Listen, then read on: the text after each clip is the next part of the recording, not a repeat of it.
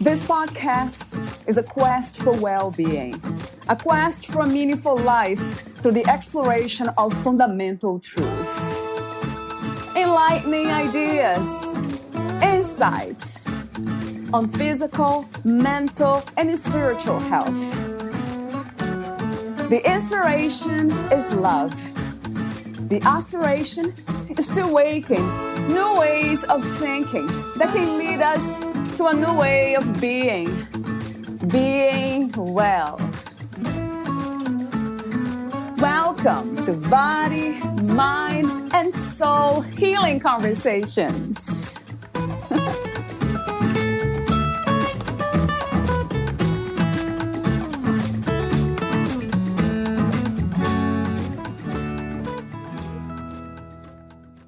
In today's fast-changing world, understanding and embracing future leadership trends are vital for professionals seeking excellence. This presentation, titled Unlocking Female Leadership Potential, explores the transformative power of coaching leadership style and the power of understanding emotional intelligence and adaptability as critical factors of successful leadership. Coaching leadership empowers teams through personalized guidance, driving motivation, and fostering continuous improvement, creating an innovative environment. Emotional intelligence, particularly empathy, builds strong connections and inclusivity in the team, promoting trust and support, psychological safety. By promoting diversity, female leaders enhance creativity and drive innovation. They recognize the value of differing viewpoints and encourage open dialogue, resulting in well-rounded decision-making processes. Also, the AI-enhanced revolution demands adaptability. Ranked as a top #1 human skill of LinkedIn, leaders must learn to navigate uncertainty, be open to new team initiatives and opportunities, and lead teams to success in the ever-evolving digital era. You will gain valuable insights into the coaching leadership style involving emotional intelligence, strategies for managing stress, building resilience, and adapting to new challenges in a fast-changing world. Valeria interviews Dr. Tina Persson. She is the author of the PhD Career Coaching Guide, Job Search Strategies, Interview Techniques, and Life Lessons for Achieving Success. Dr. Tina Persson is a visionary coach with a multifaceted background from both the university and the corporate world. She holds an ICF PCC certification as an executive career and leadership coach, specializing in female leadership, emotional intelligence, and adaptability. These skills have played a crucial role in shaping her educational and coaching business. Additionally, Dr. Persson is a highly sought-after speaker, frequently facilitating workshops and seminars for senior leaders, C-level executives, and high-potential individuals to help them achieve their goals. She is also an expert in leadership and team coaching facilitation. Meet Dr. Tina at passage2pro.com. That's passage2pro.com. Here's the interview with Dr. Tina Persson.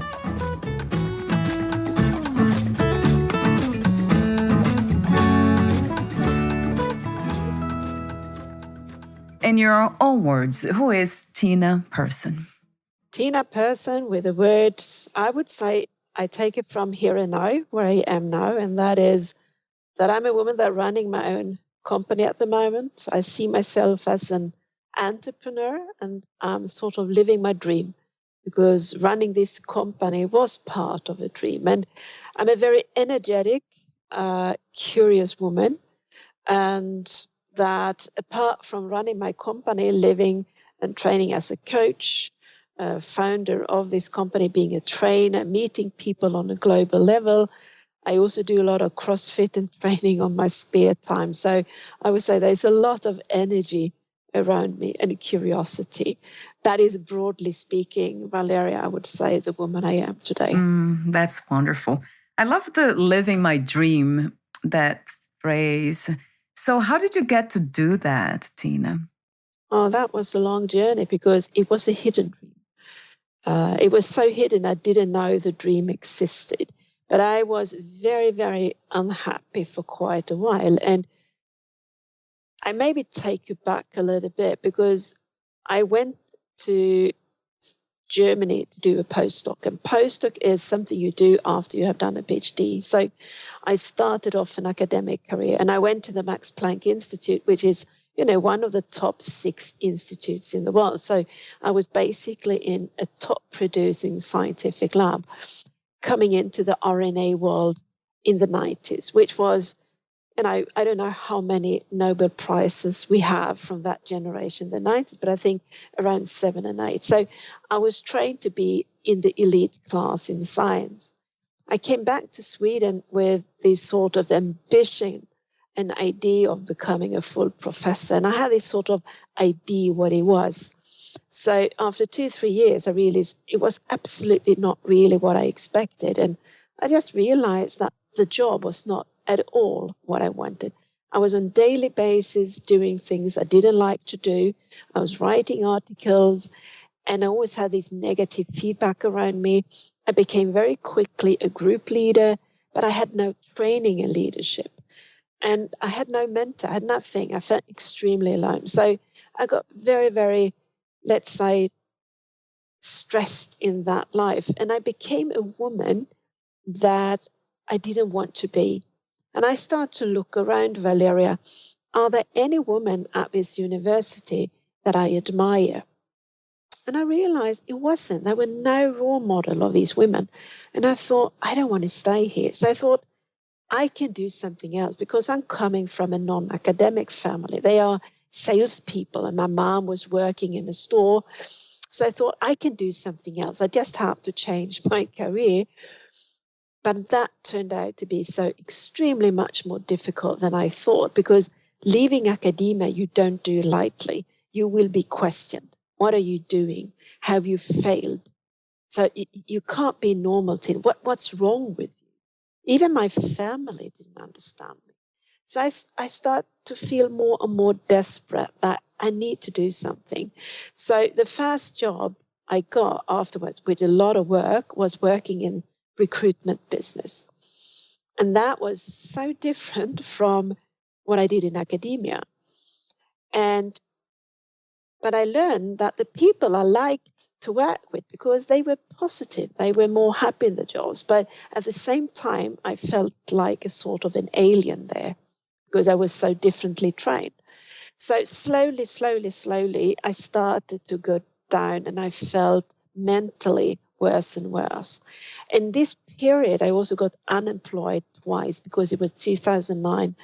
And just as a crown of everything, I said in the beginning, I do a lot of fitness. I did that. I started my fitness at the time. Long story short, I ended up in a deep hole, and everything was taken away from me when I lost the job, 2009, and I also cracked my disc. And so I couldn't even do my fitness. So I was so desperate after help at that time, and I didn't get anyone. So I went for a walk, and I did that because when you crack your disc, you have incredible pain. So I couldn't lay down, I couldn't sit down, I could only walk and stand up.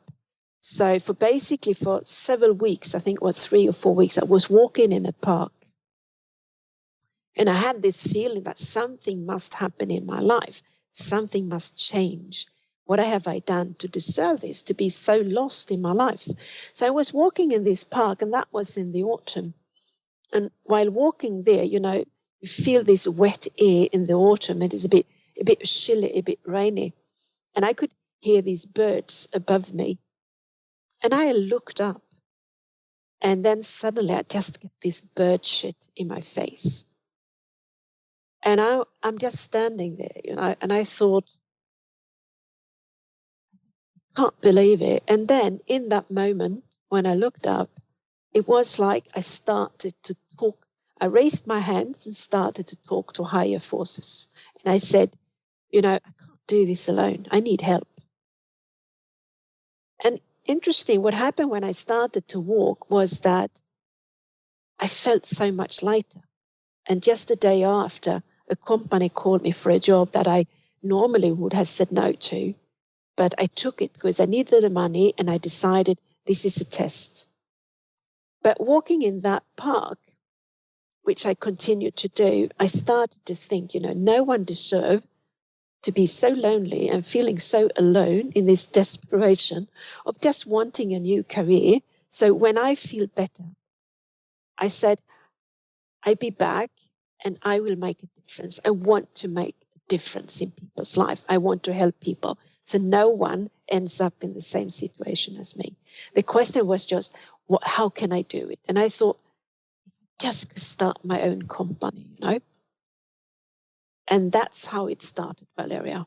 This little dream that I didn't dare to start doing because I was too afraid. I was too anxious to make the jump because I'm not from an entrepreneurial family. I came from a middle-class family. And if I had told my parents I'm going to start a company, they would have said, that's a bit risky. It's better to just take a job.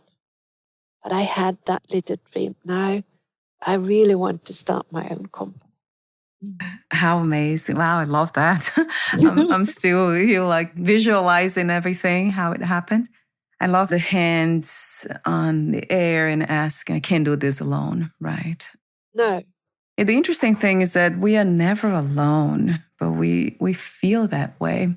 And my curiosity has been always spirituality for that reason, because I felt alone for so long in my life with my thoughts in the head, with trauma, a lot of traumas that I had been through in childhood.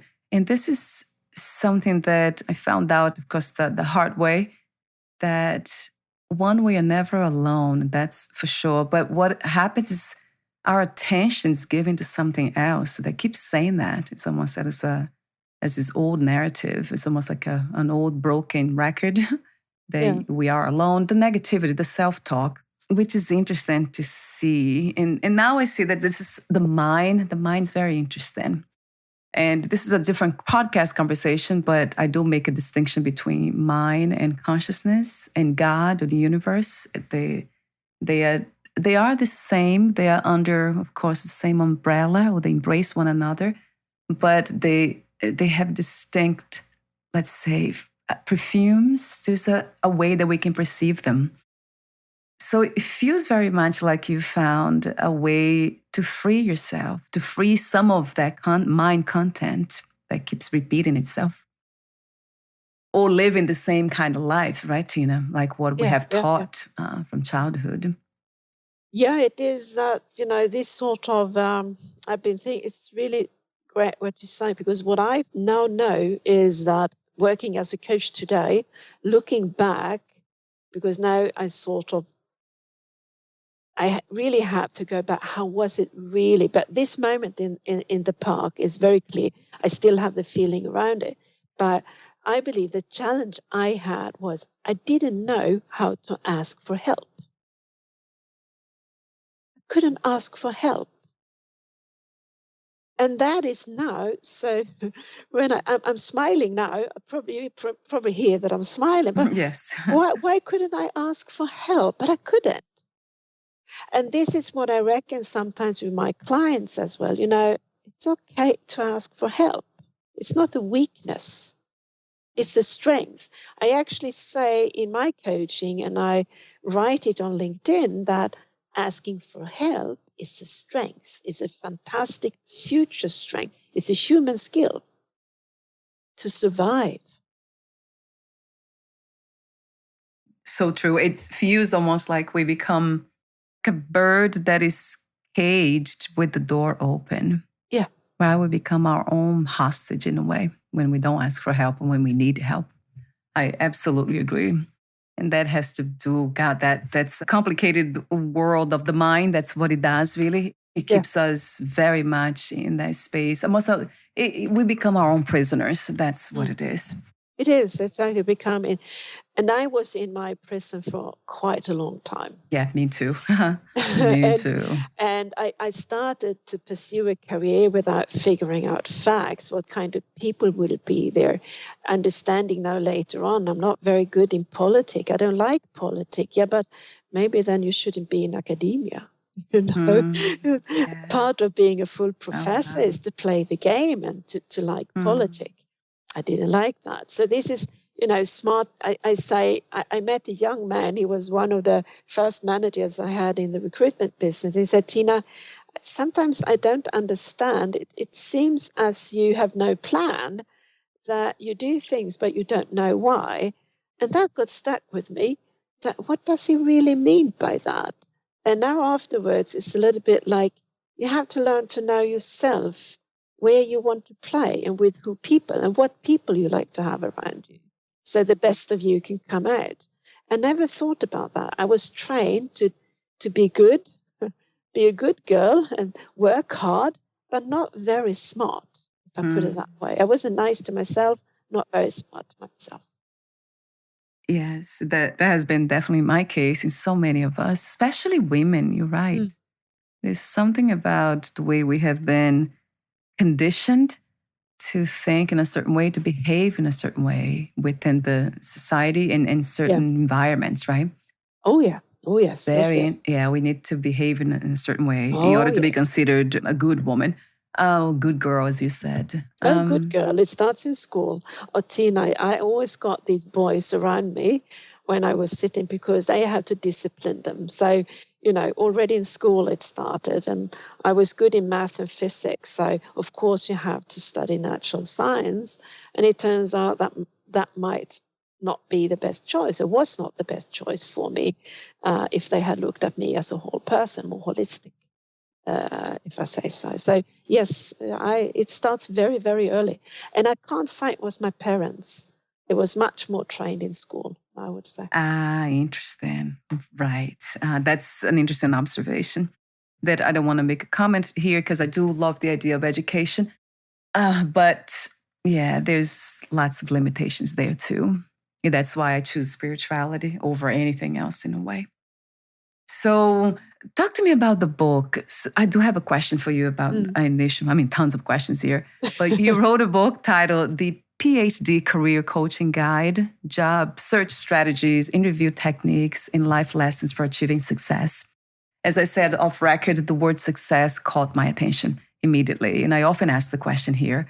So talk to me about the book. What is it about exactly? What is the goal, the intention with the book? Did you set an intention? And what is your idea of success?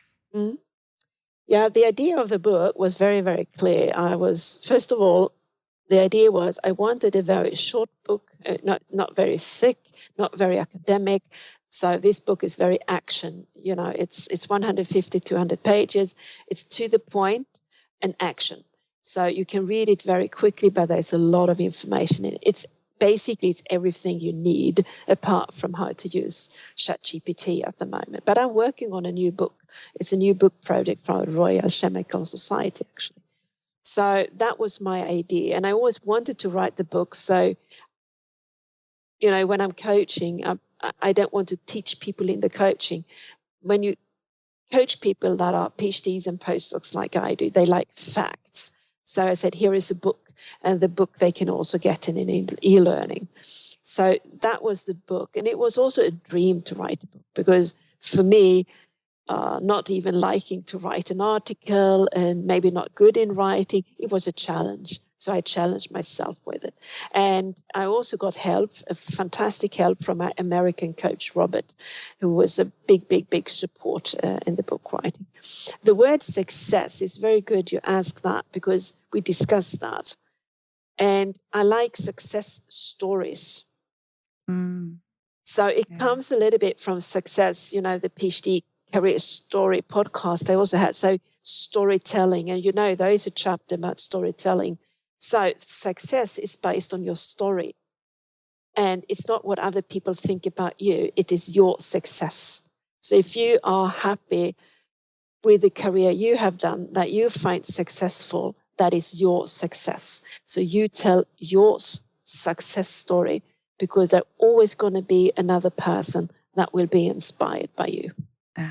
That's true. So it is very personal, right, Tina? The idea of success. We cannot define for others. I do measure, let's see, success. What an interesting idea. I guess I think about happiness and peace when I think about success. And peace comes before even happiness. I guess from peace, inner peace, happiness arises. So I think about success. I think about peace in a sense of being well, no matter what happens. If I have money, if I don't, if I'm healthy, if I'm unhealthy, whatever it is that's happening, there's something here that's unchanging and just stays as it is. And it's a peace. It's quiet. It's peace. It's quiet. Yeah. And it is that sort of moment. I have it now when I'm talking with you here. It's a sort of a feeling that I'm completely here and now. Yes, right. And no one cannot really change that. I feel complete in this discussion with you. That is for me peace.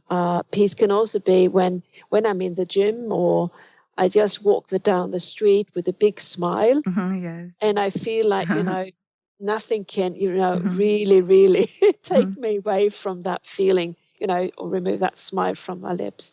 That is the peace, and that is so important to get into those stage. And to do so, you sometimes have to just live here and now and not focus too much in the future and asking yourself the questions, what if? What if? Because then you never have peace. You're always on the run, and you will miss so many opportunities when you are running.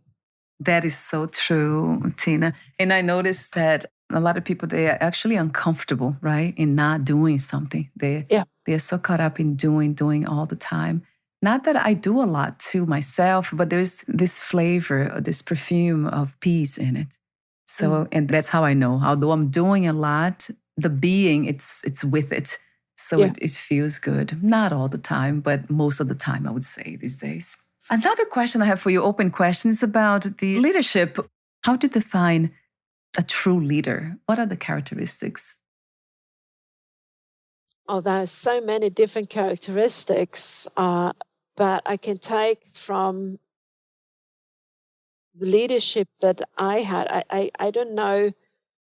I would say a leader, some say you are born to be a leader. I don't think so. There are people who are born leaders, but you can train to be a leader. Leader is not the same thing as being a manager. I say usually that a leader people choose. So you can be in a company, and that I have actually experienced, that we had a manager, but then we had a leader, and the leader was part of the team. So a leader gets followers, no matter what.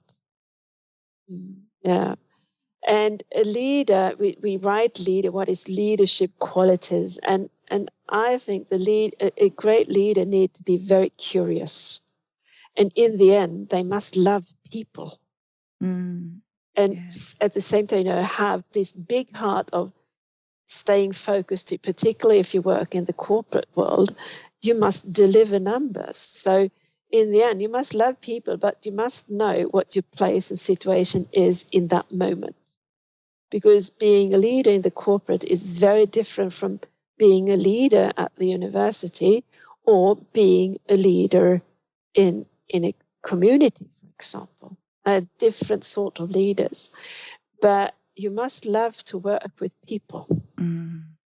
Yeah, that resonates with me. This idea that a leader would be somebody who will attract other people anyway. They will follow them, right? Naturally. They don't have to force that. They don't have to force. And we have a couple in my country, I can tell, they haven't been in management position for a long time, but when they speak, people listen. Yes, right. They are leaders. Yeah, they are leaders. They have a voice and people listen to them, and they have a high integrity, and they love people. And the challenge that comes working with people and leading people. Oh, wow. So they are really in for all of it, right? Yeah, they are. And sort of Very inspiring. Yeah. And then, of course, I have my own picture of a leader. I think for me, it's important that leader is the one that is not afraid of taking lead and take the risk together with the team, Yes. They are also open to challenges Yeah. from what I see. It's Yeah. not afraid of challenges. But I love the way you said that. You keep saying, you repeated many times about a true leader loves people, loves working with people. Yep. However, right, it might be. And that makes sense to me. So another initial question is about the companies that you have. So you're founder of Passage to Pro AB and Adaptability AB. So talk to me about these two companies. Adaptability we can start with, and I would say I'm not the founder really, I'm the inventor. It's a while ago, but Adaptability is a biotech company, a startup, and they work within the RNA field. And this RNA aptamer, the molecule, the chemical substance, is an active substance for septic shock, which we know kills a lot of people globally. But not many people talk about it because it's not what they say a sexy disease. People die, And we know that from the corona pandemic that people that got pneumonia, later on they died in septic shock. So we don't really have a very good cure for septic shock. And we want this molecule to be more for the acute phase. So when you get the patient in the hospital, doctors know that if they only have a certain time, hours before the patients, they need to start to amputate the patient. And we hope that this drug could stop that. And so far, they have got very good results from this molecule here. I'm not involved in the company. I'm not the president any longer, but I was one of the scientists of the patent that, together with Yuan, that we then could sell to create Adaptability. And at the moment, I'm part of the election committee. So this is the story. Adaptability is actually the result of my science that I learned to do in Germany, that I continue to do in Sweden as an assistant professor before I left. So that's actually a long story itself, just that company. Passage to Pro is my hidden dream. That was my dream that I one day going to start this company. And one day I took the step. I took the leap, basically. And I still remember I was in Stockholm. I was living in a one-room flat in Stockholm. And I just stayed in bed and I said, tomorrow I start my company. And I did. And that is Passage to Pro. And I started it now 15, so it's 8 years ago. So it has happened a lot. I started off with coaching and training and transforming PhDs and postdocs and professors for a career in the industry. But now I do so much more. I do executive coaching, leadership coaching, both in industry, institute, and in the corporate. And I'm a team coach, and I give a lot of workshops as well. So it's more diverse today than it was when it started. Yes. How wonderful. Wow. You're happily busy. Yeah, I'm happily busy. So many things. I have other question. Yeah, I have a question about, so the topic of this episode is unlocking female leadership potential. So with that in mind, I guess the question that comes to me is, how do we know when we have that potential, that leadership potential? What are the signs, Tina? It is when you love to do it. And when this is a very deep feeling, which I believe men more gladly take than women do. Women feel they could do it, but they don't take the leap. Because in the end, you have to take the leap, Valeria, and then take the risk to fail as a leader. And this is what I think the boys are training much earlier when they are playing football. They're playing much more. They are playing to be leaders on the football. So they actually know a bit more about themselves being a leader. Women don't do the same thing. It's true. So we take less chances than men do. We take less chances and step out, women. This is female leadership. I say, women, step out, do it. And, just because you failed in one group doesn't mean you failed in the other one, because leadership is a very practical training. I know too many, and now I say managers, they are reading books about leadership, but they seem not to learn anything from it. Wow. That is fascinating, the fact that women don't get to kind of experience that leadership roles because they don't take the risk. And also that there is not much out there to inform us about what true leadership is. This conversation, I had so many conversations about leadership, and it always goes back to that, what you said about loving people and helping people and working with people and staying with people, understanding people. It almost feels to me like it is the work of knowing oneself. And you do talk about self-awareness too.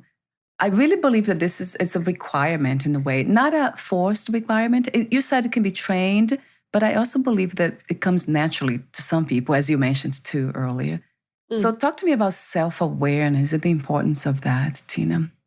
I think it's very important, because self-awareness is that you very early, people that have this self-awareness naturally, they naturally surround themselves with people not being like them.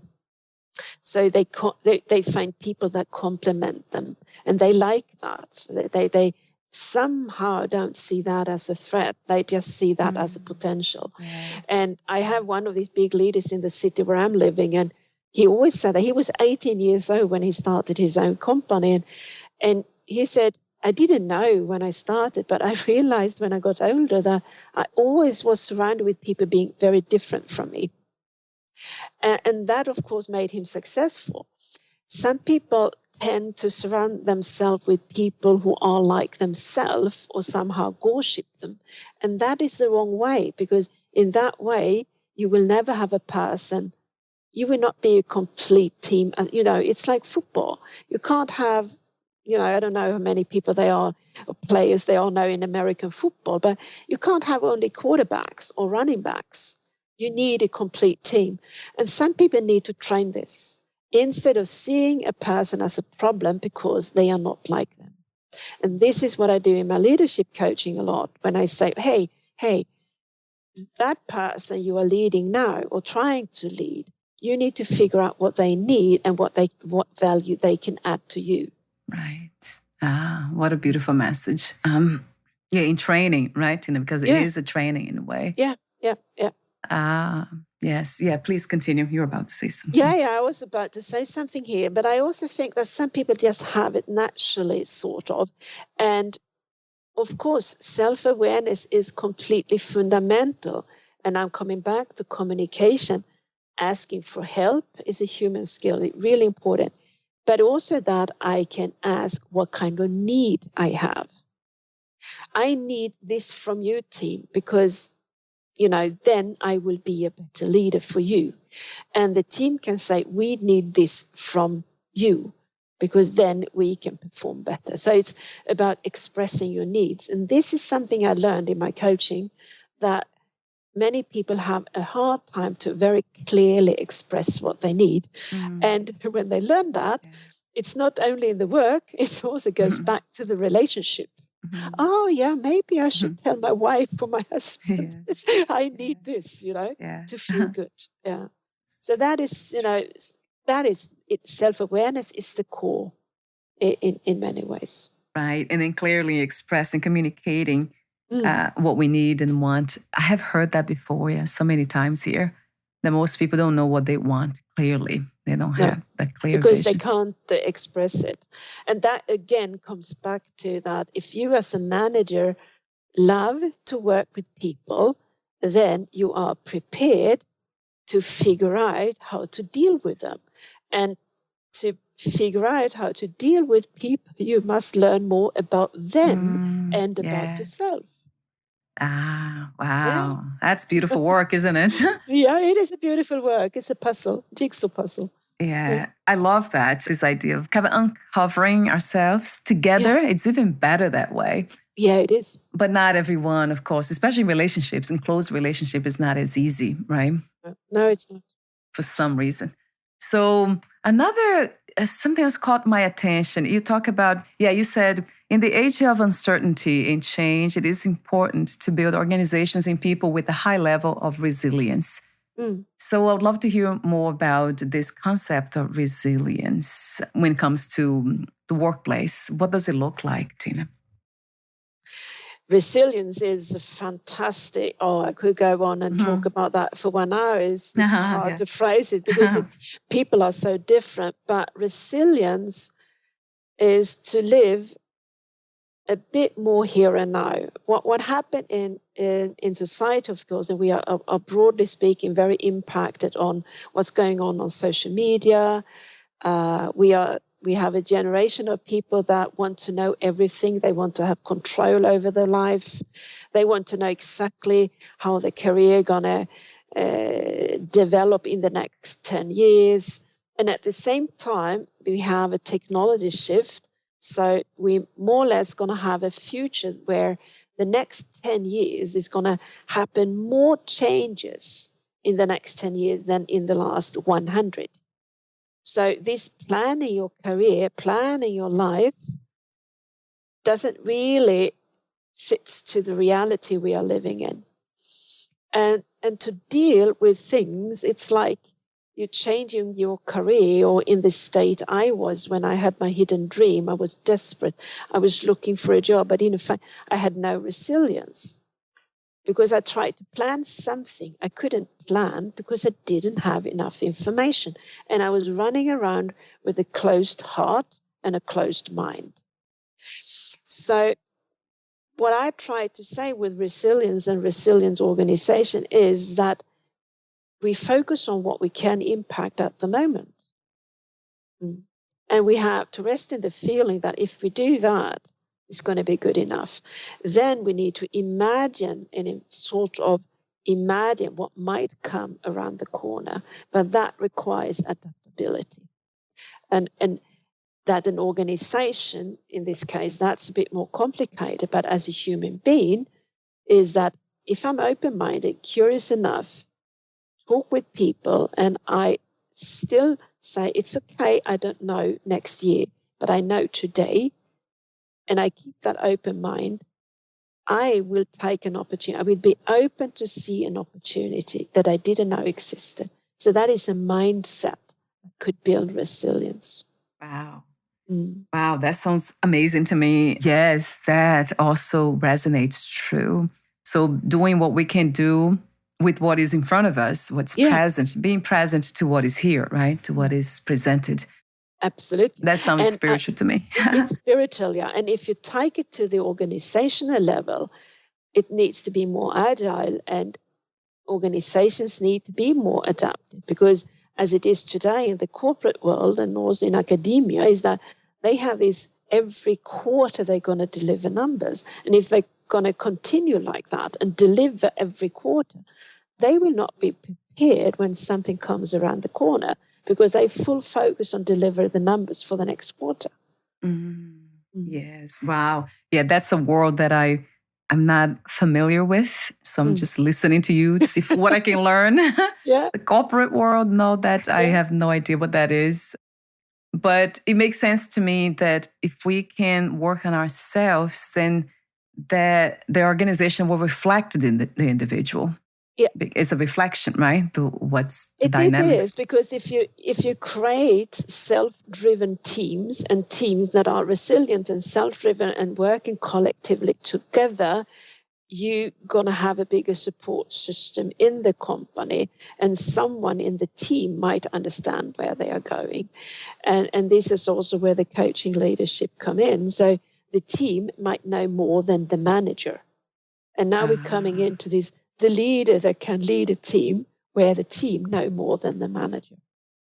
Wow, that's amazing. I love the concept also, the idea of a group work, right? Working together to achieve something, or even, like you said, the team knowing even before the manager. So that, that really speaks to me from that level of collective level of working together to achieve something greater for all of us. It really that's what it takes, really. Yeah, it's what it takes. right? Working together as a team. And I'm thinking here about communities, about cities, and Yeah, then, yeah, yeah, countries yeah. and all that. You said increased understanding of emotional intelligence and adaptability intelligence. I never heard about adaptability. Adaptability, yes, being adaptable, but not adaptability intelligence, AQ. I never heard this concept. Yeah, it's fairly new. It started, emotional intelligence started, I think, 20 years ago, and adaptability. If I just say it now, it's the top. Adaptability as a word is ranked number 1 on LinkedIn, and I'm one of the few coaches globally growing community that have taken an assessment, so we can actually measure adaptability. It's super exciting, because this was a missing link for me, because I learned when I was coaching people, also looking at myself, Valeria, I wasn't very adaptable when I was not in my best mood. And some of my clients come to me and I realize they're not very adaptable. It's very hard for them to make a change. And I was the same. So it's no wonder about that. But I was always curious about what is it that really sort of, what is the time? What is it that we need to twist here? And in this AQ, if I just say it broadly, it's a lot of parameters, but important for adaptability in general is, of course, that you are open-minded, that you are curious, and curious on a broader level, and that you're willing to learn new things. On the other hand, also willing to unlearn. And then you must have a certain grit, that you don't give up. So just because the job is boring, you don't stay. You need to have sort of a grit. Also, so when you're working against the wind, you still bite on, if I put it that way. And then it is the emotional range, that you are building more resilience, living a little bit more here and now. But then there is some interesting parameters, that is hope. Because if you don't have hope and optimism, let's say hope, imagine you have no hope. Why should you change? So we're coming back to this spiritual here, because that was for me, yeah, right. I could go back to when I was walking in the forest. I had no hope until, I asked for help. You need hope. And that is the spiritual part that I think that we have forgotten. So true. Go back to people that, in ancient times, they were spiritual. Why? They need hope. Wow. Yeah, I know when you speak of hope, I think about faith as well. Yeah. The other word, right? Trust, faith, hope, they all kind of, they're to come together. That is very much, I guess, I cannot generalize, but I think that's religious people, they think that way a lot. They're always expecting, not always, but there's this feeling of longing, of desiring things to be different. And they kind of hold on to that feeling with an open heart and being positive about it. But I guess for me has changed or has evolved to these concepts of hope, faith, of just being in the moment, as you mentioned before, like not really expecting something to be different or for to change to come according to what I want. It has been more of almost living in a space of freedom where everything feels like it is free to be whatever is expressed, even when something happens that it's not of my wanting. It's okay too, because that's freedom being expressed. So I'm kind of open. Now I think more of being open, being present to what is present, and living from a space of freedom. So that doesn't require really hope or faith, but the knowledge that I'm always here to witness whatever is happening. There's this unchanging part of me that's always present. So I guess that's the knowledge of that. It doesn't require hope or faith or trust. It's just is what is needed in itself in order to just kind of enjoy this experience called life. That's what it feels like for some reason. It might sound abstract for a lot of people, and I know it does. For some people, and indeed for me too. But now it's becoming more established and more practical in a sense that that's whatever happens, just freedom itself happening. Having this conversation with you, and then maybe ending the conversation and something unpleasant happens, and then it feels almost the same way. Yeah, there's this presence here that kind of allows everything to be as it is. Not always, of course, but not at all times, but most of the time. So it's quite interesting. That's my main spiritual practice or awareness. That's what I focus on. For some reason, Tina, I have no idea why exactly. But it's not fluffy for me. But if you had met me 15 years ago, I would have said, my God, this woman is really weird. Yes, right. For sure. So then I had my spiritual awakening, working with myself. And it makes 100% sense. Yes. So that's wonderful to hear. So the way you describe also this adaptability, that's very inspiring. So being open-minded, curious, open to learn new things and unlearning, that also kind of makes me think about being a child again in a way, right? It is. Which is the spiritual in a way, goes back to that innocence. So we're almost at the end, but I do have another topic here. In your book, you talk about the FIT framework that we talked off record. That also sounded very warm to me. So talk to me about the acronym FIT, the meaning, and why did you include this in the book? Yeah, thank you. I'm very happy that you asked this question because I start with what it means. FIT framework stands for F, is focus on being positive.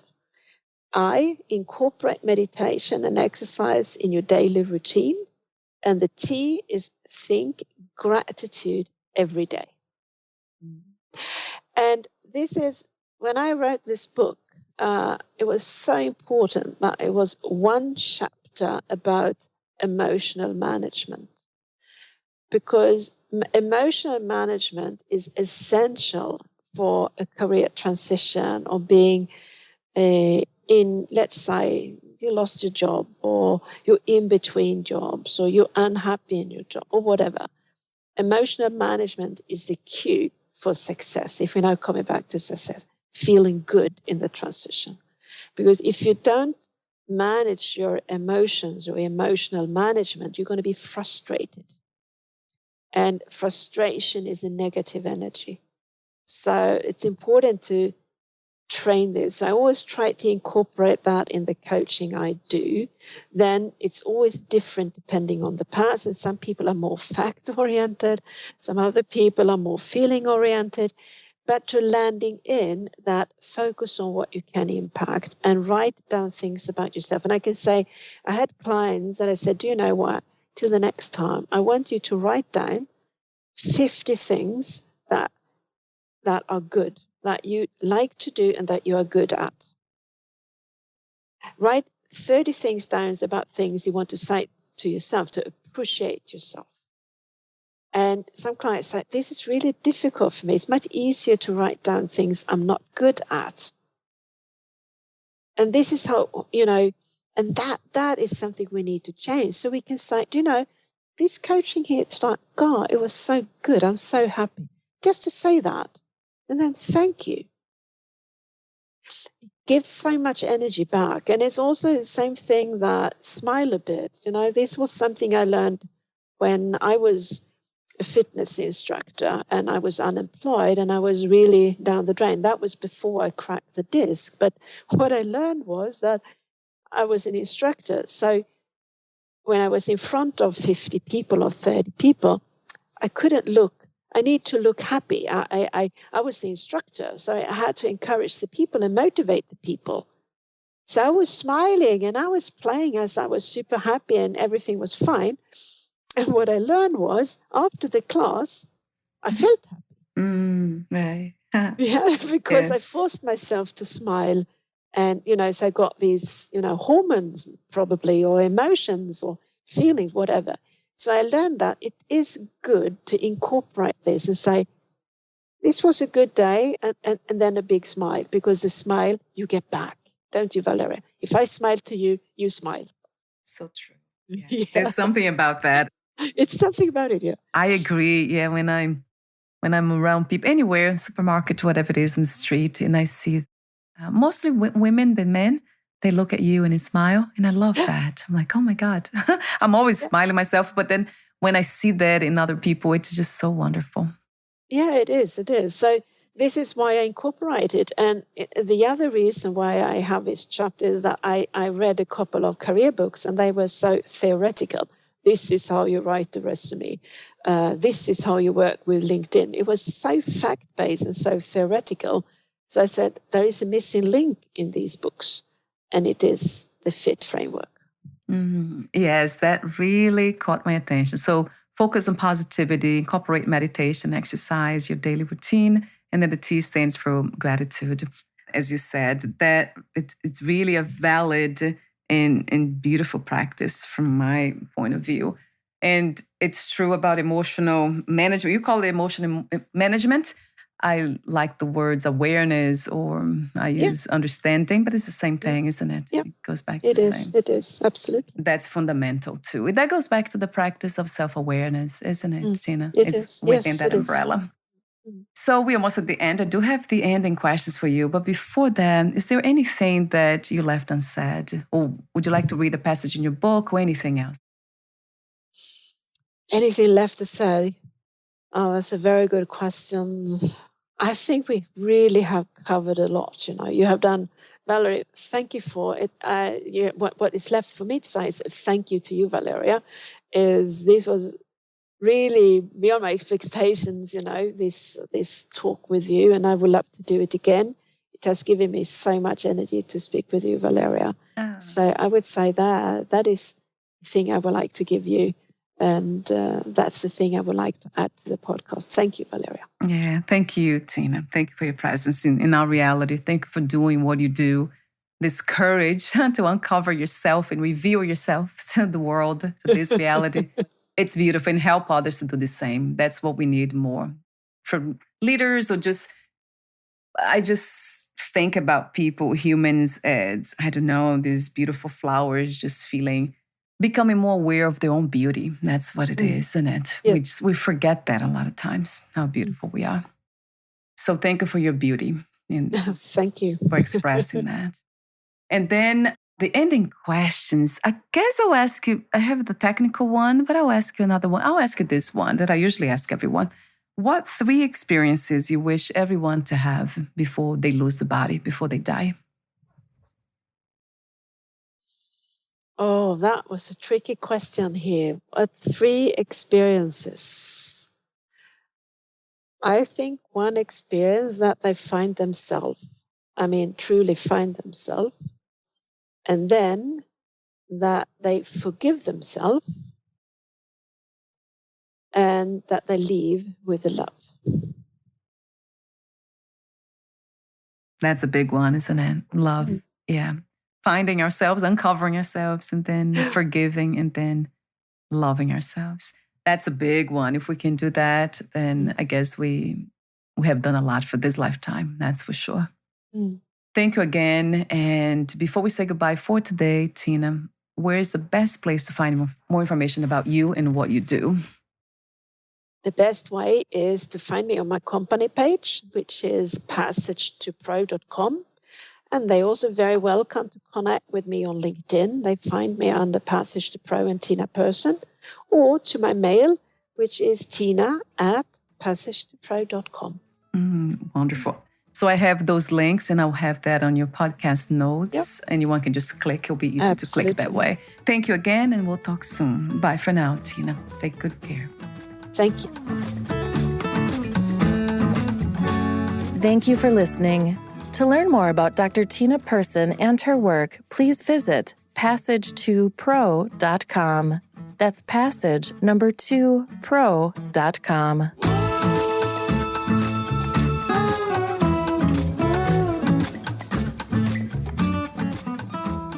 To learn more about this podcast, please visit fitforjoy.org/podcast. Thank you again for listening, and bye for now.